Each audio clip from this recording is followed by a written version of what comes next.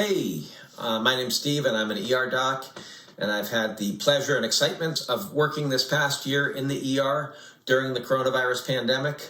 A little more excitement than we like, and we actually kind of like excitement in the ER, so that's saying a lot, and maybe because of that a little less pleasure, but I've had the privilege of working in the ER during this past year, and I wanted to make some videos about the coronavirus. First of all, because I have lots of friends and family who ask me questions all the time about the coronavirus, and I think I'm the one medical person they know. So I figured this would be an easy way to get stuff into a more accessible format. Secondly, a lot of times when people ask me about the coronavirus, they're asking me based on something they read online or saw online, which is thrown a little bit of a wrench into their thinking and made them wonder if maybe they're getting the whole truth from public health people. There is a lot of misinformation about the coronavirus online, and so I thought as a medical person it would be a chance to kind of respond to some of that as well. I have a third reason for wanting to do these videos, and it's a bit more personal, but I wanted to share it up front with people. I'm a Christian, and in addition to being a doctor, I'm a Christian, and to be honest, unfortunately, there's a vocal minority of Christians who've been among those who've been putting out misinformation about the coronavirus online.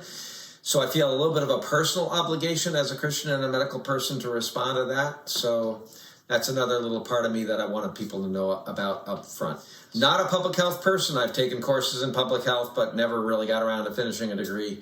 But I am a doctor, and I'm a doctor who works in the ER. So I have a lot of exposure to the coronavirus, and so I'm kind of motivated to know what I'm talking about. Those are my creds for what it's worth. Take it as you will.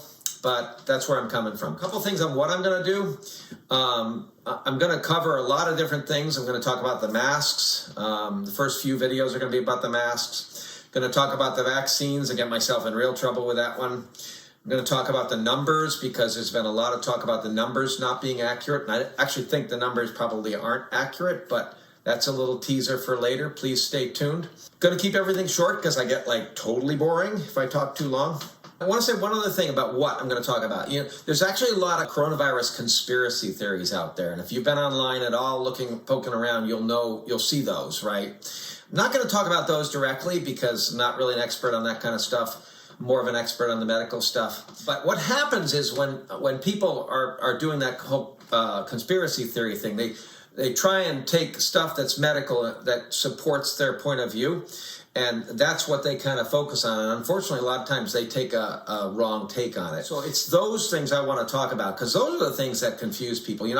I firmly believe that most people don't actually go too far down the path of the conspiracy theorists. But when conspiracy theorists take data, medical data to kind of support their position, that does cause people to think. And those are the folks that I want to be talking to, the people who are kind of confused about some of the things they read, maybe through that whole thing.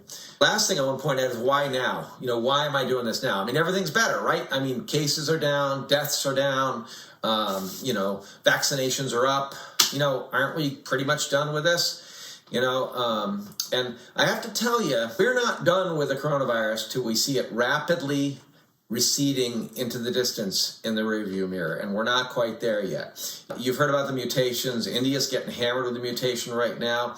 There's been at least one mutation that's more contagious than the one we started with and actually a little bit more deadly.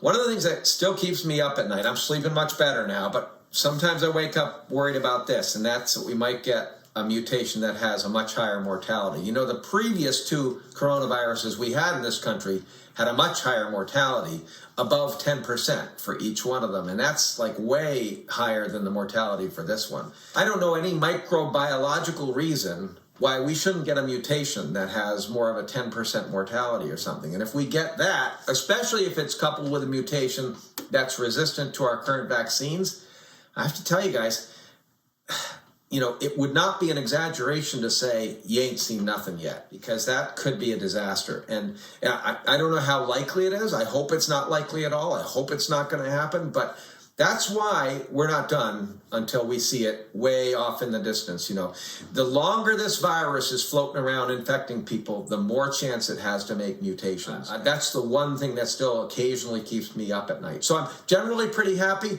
generally much more encouraged right now, but we're not done. And that's why I'm doing the videos now instead of just giving up on it. So anyway, thanks for watching. First few are going to be on the masks. Hope to see you. Bye.